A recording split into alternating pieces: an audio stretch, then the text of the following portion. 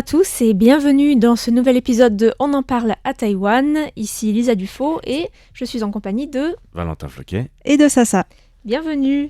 Voilà, alors comme d'habitude, on a 3 sujets très différents les uns des autres. Alors moi, je vais vous parler d'une affaire judiciaire qui suscite le débat à Taïwan sur la charge des proches aidants dans la société. Oui, et toi, tu veux nous parler de jeux vidéo, Voilà, de jeux vidéo, parce qu'il y a un Taïwanais qui vient de gagner un championnat du monde d'un jeu vidéo particulier. Donc je vais vous retracer un petit peu qu'est-ce que c'est que ce jeu vidéo pour comprendre un peu le contexte et voir à quel point ce tournoi a été important pour lui et aussi pour tous les Taïwanais qui aiment les jeux vidéo. Ok. Alors, de mon côté, je vais vous parler d'un sujet qui a défrayé la chronique ces dernières semaines à Taïwan. C'est plusieurs célébrités du monde du divertissement qui ont été inculpées pour refus de se soumettre à la conscription ou, dit plus simplement, refus d'aller au service militaire, enfin de faire leur service militaire. Voilà. Alors, je ne sais pas par quoi vous voulez commencer. Eh ben allez, je me lance. Ok. Let's go. Alors, la semaine dernière, un tribunal de Taipei a condamné en appel une femme de 80 ans à une peine de prison pour le meurtre de son fils, un homme de 53 ans qui était paralysé et dont sa mère s'était occupée toute sa vie pendant 50 ans. La mère et son fils vivaient tous les deux dans l'arrondissement de Songshan à Taipei. En fait, la mère a été hospitalisée à cause du Covid en avril 2023 et à son retour, elle a découvert que son fils avait aussi contracté le virus et avait une forte fièvre. Elle a aussi indiqué au juge qu'avec sa santé qui était en train de se détériorer, avec notamment plusieurs chutes, des fractures et plusieurs postes de stent pour son cœur, elle avait commencé à s'inquiéter, à craindre que si elle venait à mourir en premier, son fils se retrouverait seul, sans personne pour s'occuper de lui, ce qui est souvent le cas des proches aidants de personnes en situation de handicap. Donc les juges du tribunal de Taipei ont condamné la femme à une peine très légère, une peine de 2 ans et demi de prison, en raison de ces circonstances atténuantes, justement, donc à savoir que la coupable a reconnu les faits, et aussi qu'elle a mis en avant sa fatigue physique et émotionnelle. Et donc, comme je l'ai dit, elle s'est occupée de son fils pendant 50 ans, donc son fils était alité depuis son plus jeune âge, suite aux complications d'une méningite. Et elle avait même dû vendre sa maison pour pouvoir couvrir les frais médicaux de son fils. Et par ailleurs, les juges ont pris note du fait que les témoins ont expliqué que la femme s'était bien occupée de son fils pendant toutes ces années et qu'il n'y avait pas eu de signe de négligence, d'où la clémence des juges, qui ont aussi, donc, en plus de prononcer une peine légère, ont fait une recommandation au président de la République, ce qui est assez rare, donc demander au président de la République, ou recommander au président de la République d'accorder une grâce spéciale. Et parallèlement, l'affaire est actuellement en train d'être évaluée par la Haute Cour de Taïwan. Donc l'affaire, je disais, a fait grand bruit dans le pays, donc a fait ressurgir le sujet des proches aidants au cœur du débat. L'association des proches aidants de Taïwan, la Taiwan's Association of Family Caregivers, a pris la parole pour soutenir la recommandation du tribunal et pour défendre la cause des aidants, puisque de nombreux proches aidants passent plusieurs décennies à prendre soin d'un proche, avec pas beaucoup de soutien de l'État, et avec toute la fatigue émotionnelle, physique et aussi la pression financière qui vont avec. Donc, l'association en a aussi profité pour lancer un appel en faveur des aidants en demandant un meilleur système de soutien des proches aidants pour les soins de long terme, des soins de longue durée. Ils ont aussi demandé des politiques mieux coordonnées et un soutien social pour prévenir des futures tragédies similaires à celle-là. Et enfin, l'association a réclamé des règles plus claires concernant les meurtres impliquant des proches aidants. Donc des juristes et des députés taïwanais en ont déjà discuté dans le passé, donc discuté de possibles réformes qui pourraient répondre à de telles situations. Donc en mai 2023, une audition parlementaire a évoqué le sujet des tragédies des soins de longue durée et plusieurs participants ont estimé que les lois actuelles ne répondaient pas à la pression intense et complexe des proches aidants. Plusieurs possibilités de réforme avaient alors été soulevées, notamment le fait d'étendre la limite des 2 ans de probation dans l'article 74 du Code pénal, ou encore de pouvoir repousser davantage les procès dans le cadre de l'article 253-1 du Code de procédure pénale, pour inclure certains cas d'homicide, ou encore de créer des chefs d'accusation moins graves pour des meurtres qui sont commis par des aidants soumis à une pression extrême. Mais certains juristes ont aussi averti que donner des peines trop clémentes pourrait envoyer un mauvais message et qu'il fallait quand même que les chefs d'accusation apportent un équilibre entre la responsabilité et la reconnaissance des circonstances atténuantes des aidants, qui est un principe, le principe de proportionnalité des peines. Moi, ça m'étonne vraiment que le débat ait tourné principalement là-dessus. Enfin, c'est vrai que c'est un sujet important, mais qu'il n'ait pas tourné sur la détresse en fait des personnes qui n'ont pas justement ou qui n'ont plus de proches aidants. Par exemple, là, c'était la crainte de cette dame. En fait, que son fils paralysé n'ait plus de proches. Du coup, ça veut dire quoi ? Ça veut dire que si elle décède avant lui, en fait, il meurt dans la même journée ou... Enfin, je veux dire, c'est... Oui, il y a très peu de structures d'accueil en pension complète, comme on pourrait dire. Donc, il y a des structures d'accueil de jour, mais déjà, c'est difficile de trouver des places.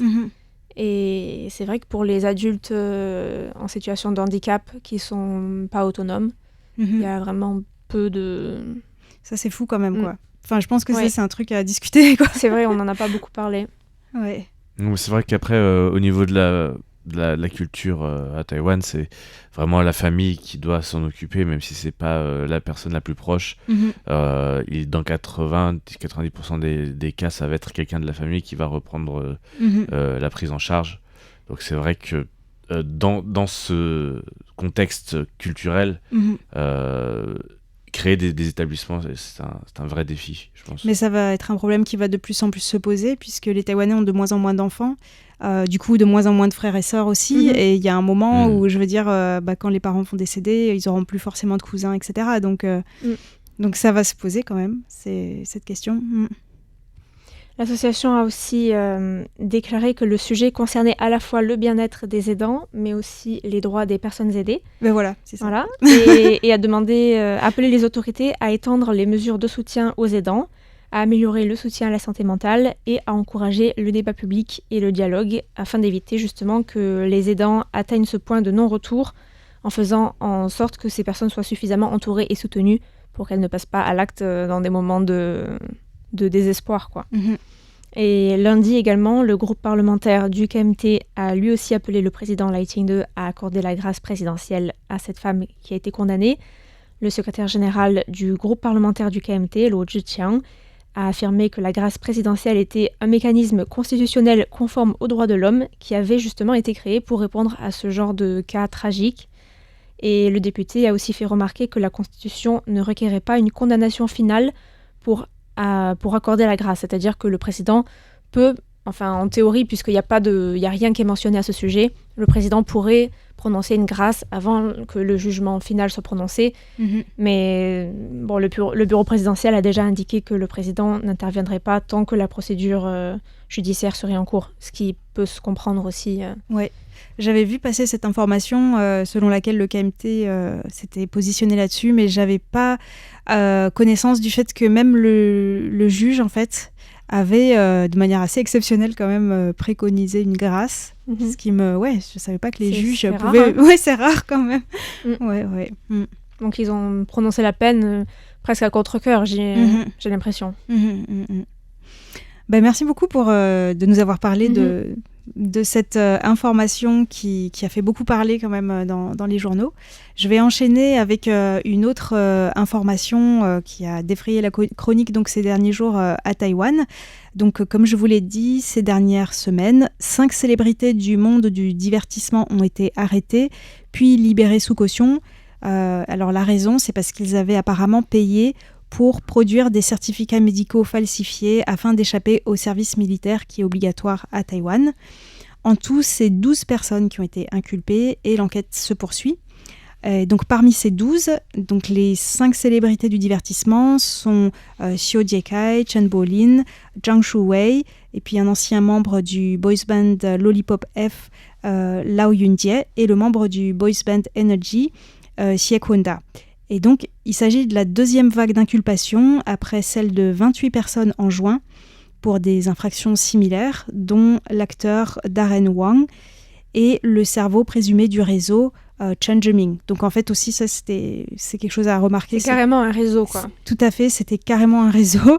Et donc, c'est pas encore jugé, mais a priori d'après les premiers éléments de l'enquête. Donc selon l'acte d'accusation, les suspects auraient payé Chen Zheming, donc la tête de réseau, pour falsifier des certificats médicaux attestant de leur hypertension pour échapper au service militaire. Alors du coup, ça va me permettre un petit peu de faire le point sur le service militaire, les alternatives, etc. À Taïwan, tout citoyen masculin en âge de servir est tenu d'effectuer son service militaire qui est obligatoire pour les hommes.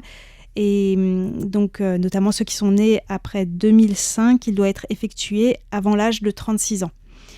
En ce qui concerne la durée, donc autrefois, vous imaginez bien que sous la loi martiale, des années 50 à la fin des années 80, le service militaire était beaucoup plus long, ça durait 2 à 3 ans. Et c'est dans les années 2000 seulement que sa durée a été progressivement réduite pour arriver à 1 an en 2008, puis à 4 mois en 2013. Et c'est seulement depuis janvier 2024 que le service militaire obligatoire est repassé à 1 an dans le cadre du renforcement de l'armée. Et donc l'insoumission est passible d'une peine pouvant aller jusqu'à 5 ans d'emprisonnement. Donc ces personnes risquent jusqu'à 5 ans d'emprisonnement. L'insoumission, c'est refus de faire le service militaire. Voilà, c'est ça. Ou falsification de certificat médical pour y échapper. Donc pour donner le contexte dans lequel s'inscrit ce scandale, il faut rappeler que en fait, ce que ces célébrités auraient fait, ce n'est pas un cas isolé, puisque selon les statistiques du ministère de l'Intérieur, plus de 2000 personnes ont été poursuivies ces 10 dernières années pour avoir quitté Taïwan sans autorisation afin d'éviter le service militaire. Et plus de 500 personnes se sont apparemment blessées de manière intentionnelle ou ont falsifié leur certificat médical pour cette raison aussi. Et donc là, peut-être, je pense que si on en parle du coup plus dans les médias taïwanais, c'est parce que c'est toute une filière et c'est aussi peut-être parce qu'il y a un sentiment d'injustice. Parce que voilà, c'est des personnes qui ont les moyens de payer pour essayer d'échapper au service militaire. Et peut-être aussi que je pense que c'est un sujet intrinsèquement qui intéresse les Taïwanais. Personnellement, j'ai pu constater une certaine appréhension du service militaire à Taïwan, notamment après 2013 et le décès d'un jeune conscrit de l'armée qui avait 24 ans, qui serait mort d'une défaillance d'organes liée à une insolation après avoir été puni. Il avait en fait emporté son téléphone portable sur une base militaire et pour le punir, ses chefs lui avaient fait faire des exercices physiques intenses sous un soleil de plomb. Et à l'époque, il y avait eu des dizaines de milliers de personnes qui avaient manifesté devant le palais présidentiel pour demander la justice pour ce jeune et exprimer leur scepticisme aussi quant à la sincérité de l'enquête et bien sûr demander qu'il n'y ait plus de tels abus à l'avenir. Alors, je ne sais pas vous, est-ce que vous avez constaté une certaine appréhension des Taïwanais vis-à-vis du service militaire ? Honnêtement, je fréquente déjà plus des gens qui sont en âge de faire le service militaire. Ouais, c'est vrai que de ce que je ressens des Taïwanais que je croise, après moi je suis plus dans le monde du sport et ce genre de choses et pour eux c'est pas vraiment difficile. Parce que bon, par rapport à la pratique d'un sport de haut niveau, le service militaire reste quand même plutôt cool entre guillemets en termes d'intensité en tout cas et de pratique. De ce que j'ai vu, de ce que je sais en tout cas des jeunes Taïwanais, c'est pas vraiment une appréhension, j'utiliserais pas ce mot-là, mais plus une réticence. Ouais. Moi, c'est vrai qu'en discutant avec des gens qui l'ont fait. Ils m'ont plus dit que voilà, c'est une contrainte, ça prend du temps. Souvent, c'est le service militaire alternatif, donc c'est ennuyeux. C'est des emplois ennuyeux. Ils en trouvent pas un grand intérêt, ils en voient pas trop l'utilité. C'est pas un super souvenir quoi, pour eux. Aussi, il y a ça aussi. J'avais rencontré aussi des Taïwanais aux États-Unis en fait, qui étaient allés là-bas exprès pour accoucher, pour que leur enfant en fait, soit américain aussi, et en fait, dans le sens où le service militaire, c'est pas que le service militaire. Ça veut dire qu'une fois qu'on a fait le service militaire, on peut être appelé sous les drapeaux en cas de conflit avec la Chine. Et du coup, ces personnes avaient pour objectif de faire en sorte que leurs enfants ne servent pas à Taïwan pour essayer d'éviter... Ne pas avoir à être appelé en cas de besoin. Voilà. Après, bien sûr, ça représente une minorité de personnes, mais en tout cas, il y avait ces cas-là aussi. Alors bon, je vais revenir aux affaires qui nous intéressent. Le gouvernement a essayé du coup de montrer qu'il allait essayer d'agir. Donc tout d'abord, ils ont donné quelques chiffres et ils ont proposé quelques mesures. Donc le ministère de l'Intérieur a indiqué qu'au cours de la décennie passée, le surpoids s'était imposé comme la principale raison d'exemption du service militaire. Donc selon les chiffres du département chargé de la conscription, environ 16% parmi les 17 000 hommes éligibles sont exemptés de service militaire.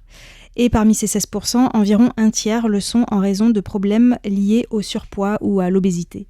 Et les autres facteurs fréquemment recensés sont les faibles résultats des tests de QI, des pieds plats ou déformés, un rythme cardiaque irrégulier ou encore des troubles de la santé mentale.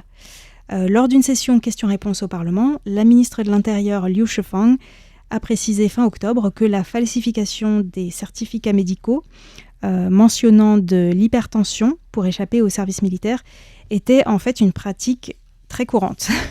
Donc pour eux, c'est pas très rassurant. Parmi les autres raisons souvent invoquées de manière frauduleuse, elle a cité les troubles psychiatriques ou les affections des poumons. Les ministères de l'Intérieur et de la Défense donc, sont actuellement en train de réévaluer les critères de forme physique pour le service militaire. Donc actuellement, les hommes dont l'indice de masse corporelle est inférieur à 15 ou supérieur à 35 peuvent être exemptés de service. Le ministère de l'Intérieur a suggéré de faire passer ce seuil à 45 pour éviter les prises de poids volontaires dans le but d'échapper au service militaire. Oui, mais seulement pour un type de service militaire, je crois. Alors tout à fait, puisque cette proposition a suscité des interrogations. Certains médecins ont pris la parole pour indiquer qu'à partir d'un indice de masse corporelle de 32,5, on pouvait parler d'obésité morbide. Donc, en fait, ça risquerait en fait, d'avoir des gros risques de santé pour les conscrits concernés, en fait, si on monte le seuil de l'indice de masse corporelle pour faire le service militaire. Donc, le ministre de la Défense, Wellington Koo, a précisé que ces nouveaux critères ne concerneraient que les recrues du service civil et ne poseraient donc pas de risque au niveau des entraînements. Alors, je fais une toute petite parenthèse sur le service civil, parce que il faut préciser qu'à Taïwan, ce qu'on appelle service civil, TDIE, si l'on traduit littéralement, ça veut dire plutôt service alternatif ou de substitution, qui existe depuis 2013. Et ce service alternatif permet d'occuper un poste auxiliaire au sein du gouvernement ou des institutions publiques, dans les domaines de la sécurité publique, par exemple chez les pompiers, dans les services sociaux, environnementaux, techniques, éducatifs, agricoles, voire même scientifiques, mais ça on le verra tout à l'heure, c'est une voie particulière. Donc ce système ne concerne que les hommes pour le moment, parce que seuls les hommes à Taïwan peuvent effectuer leur service militaire ou le service civil.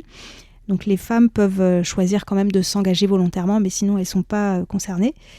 Et il y a quand même des discussions sur une éventuelle extension du service militaire aux femmes, mais c'est pour le moment embryonnaire. Et il y a certains services, certaines personnes, certains hommes donc chaque année qui sont envoyés aussi dans des pays alliés de Taïwan pour faire leur service alternatif. Et vu les pays alliés de Taïwan, c'est plutôt des pays sympas, Paraguay, les îles du Pacifique, c'est plutôt beau, c'est plutôt un beau cadre pour passer son service militaire alternatif. Mais tu peux bien imaginer qu'il y a peu d'appelés. Voilà, on va en parler tout à l'heure. Peu d'appelés et peu d'élus. Alors, les recrues du service civil suivent dans les premières semaines une courte formation militaire quand même, mais ils relèvent du ministère de l'Intérieur et non pas de la Défense. Et donc, ces personnes qui font le service militaire, alternatif et pas militaire, ne sont pas passibles de cour martiale. Pour être admissibles, les critères sont d'ordre religieux, donc principalement les témoins de Jéhovah. Ça peut être aussi des personnes dont l'état mental les rend inaptes au service militaire régulier. Et ça peut être sur des critères familiaux. Par exemple, justement, pour faire le lien avec ce que tu disais avant, si on est aidant d'un membre de la famille handicapé à temps plein, voilà. Et en ce qui concerne le service alternatif ou civil, en recherche et développement, donc c'est-à-dire dans le domaine scientifique, il faut être titulaire d'un master dans un domaine scientifique pour postuler. Et il faut préciser qu'il n'y a pas vraiment d'équivalent de l'objection de conscience à Taïwan et que le nombre de candidatures au service alternatif ou civil sont beaucoup plus nombreuses que le nombre de places offertes. Donc pour revenir à nos célébrités qui ont trouvé potentiellement des moyens détournés pour chercher à éviter les services militaires si c'est prouvé finalement, ce serait peut-être aussi pour cette raison, c'est-à-dire que voilà, c'est très difficile finalement de faire un service, d'être sélectionné pour un service civil. En tout cas, on attend de savoir quel sera le verdict. En attendant, ça nous aura permis de faire le point sur ce sujet. Avant de parler des jeux vidéo, je te passe le relais. Oui, donc aujourd'hui j'ai vu l'annonce passer cette semaine, hein, c'est TFT, un jeu vidéo. Est-ce que vous avez déjà entendu parler de ce jeu vidéo TFT, Team Fight Tactics? Non. Alors, Non. Comme tu n'as pas attendu notre réponse, c'est parce que tu dois savoir ce que c'était. voilà. Et oui, J'ai jamais entendu, effectivement. Voilà. Alors peut-être que vous connaissez plus son papa, qui est League of Legends. Ouais, ça quand même, oui. Deux noms. Oui, deux voilà, noms. c'est quand même le jeu vidéo en e-sport le plus joué au monde. Donc c'est on va dire un bébé. Ils utilisent en fait l'univers de League of Legends dans un jeu qui ressemble un peu à vraiment pour simplifier un genre de jeu d'échecs. Voilà, pour être très simple. Ok, ça va, je connais. Voilà, on mélange un peu échecs et jeux de cartes, en fait. Si vous connaissez un peu, peut-être vous avez vu des dessins animés là-dessus, Yu-Gi-Oh, etc. Où vous mettez vos cartes, les Pokémon, pareil, vous mettez vos cartes, vous avez vos monstres et ils se battent, bah, ça peut cette idée-là. D'accord. Voilà, donc c'est dans cette idée-là, avec un mode très, très dynamique, en fait, ce qui a beaucoup plu. Et donc, Teamfight Tactics est un jeu. Et là, je vais vous parler un petit peu d'historique en termes d'entreprise, en fait, entre Riot Games, je ne sais pas si vous connaissez, donc il y a deux grandes entreprises d'e-sport actuelles qui font des très gros jeux, et maintenant il y a Epic Games en plus avec Fortnite, mais il y a donc historiquement Valve, avec par exemple Counter-Strike, pour ceux qui connaissent, le jeu de FPS, l'un des plus joués au monde en tout cas, et en e-sport, la plus grosse scène e-sport. FPS, First Person Shoot. Donc c'est des gens où t'es derrière voilà, et tu shootes des gens, quoi, c'est ça? Tu es en vision personnelle, tu ne te vois pas toi-même, oui, et tu tires sur d'autres personnes. Voilà. Donc c'est ça qu'on appelle un FPS. Souvent dans des hangars et dans des... Voilà, bah là notamment Counter-Strike, c'est ça, vous êtes sur ce qu'on appelle une carte de jeu, et vous avez donc deux clans qui s'affrontent, et bon bah il y a bien sûr sur la thématique de la guérilla, et donc des antiterroristes et des terroristes. Bon, finalement on reste dans la mouvance du service militaire. Un petit peu, voilà.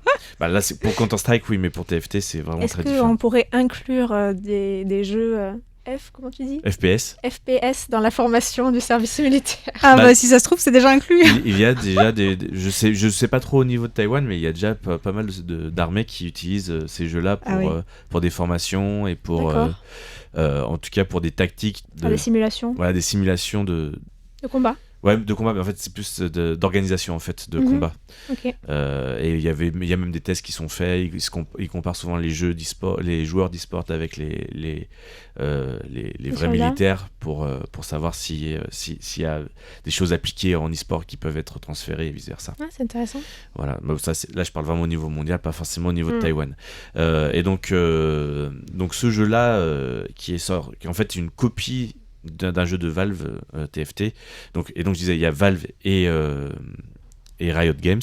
Et Riot Games, c'est un peu une maison d'édition qui est sortie après Valve et qui a recopié pas mal de jeux au même concept que Valve, mais avec une petite touche différente ou des mondes un peu plus imaginaires. Et c'est un jeu taïwanais? Non, pas du tout. Pas du tout. Et donc, en l'occurrence, pour l'équivalent de Counter-Strike, on sait, donc c'est des gens avec des bombes, etc. Là, ils ont créé Valorant, qui est une version intergalactique de Counter-Strike, donc beaucoup moins réaliste et plus ouvert à un public plus large. Voilà. Dans l'idée, c'est un peu moins réel, et donc ça passe mieux aussi en termes de communication et au niveau des sponsors pour l'e-sport. Mais bon, là, je m'égare un petit peu, juste pour remettre un peu en contexte. Donc, et donc, Riot a un peu cette tendance à copier les jeux de Valve.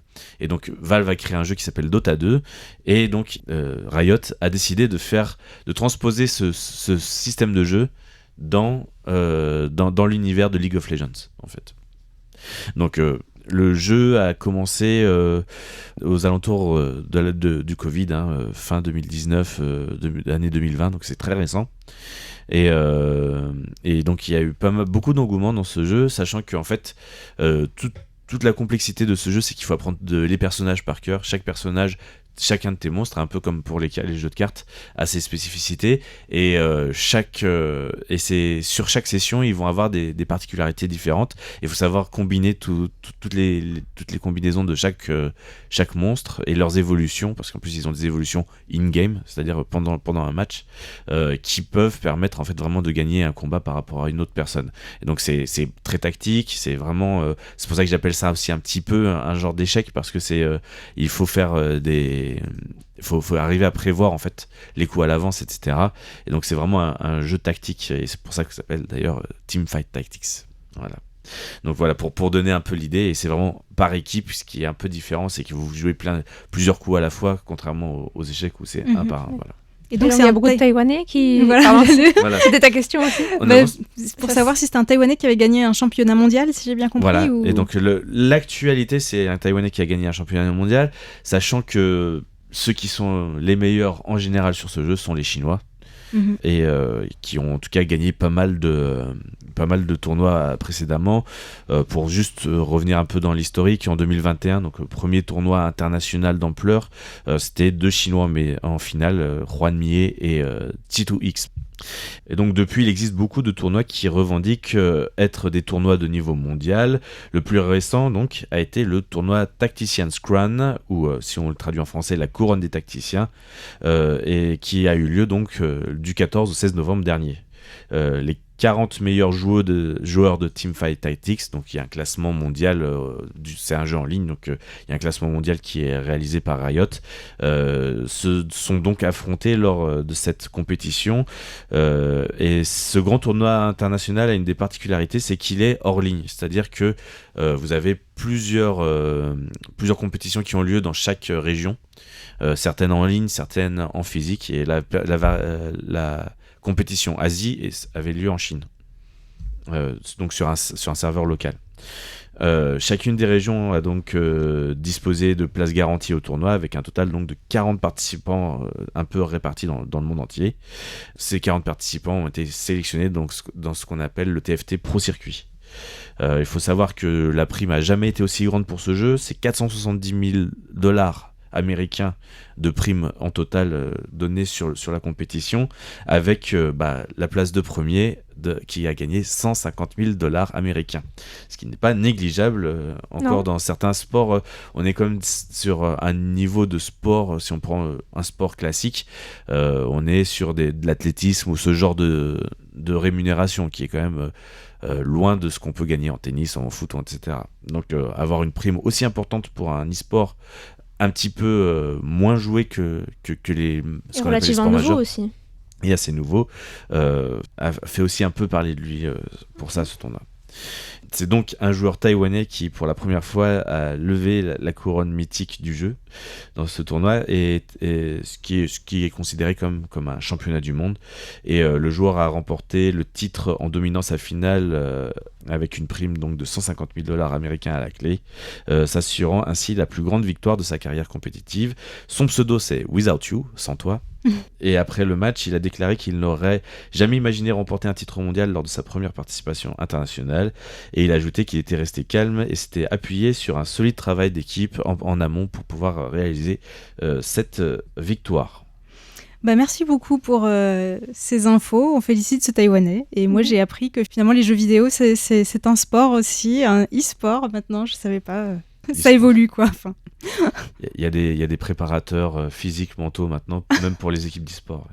Ok, on en apprend tous les jours. Voilà, merci beaucoup de nous avoir suivis pour On en parle à Taïwan, qui vous était présenté aujourd'hui par Lisa Dufaux, Valentin Floquet et Sasa. À très bientôt.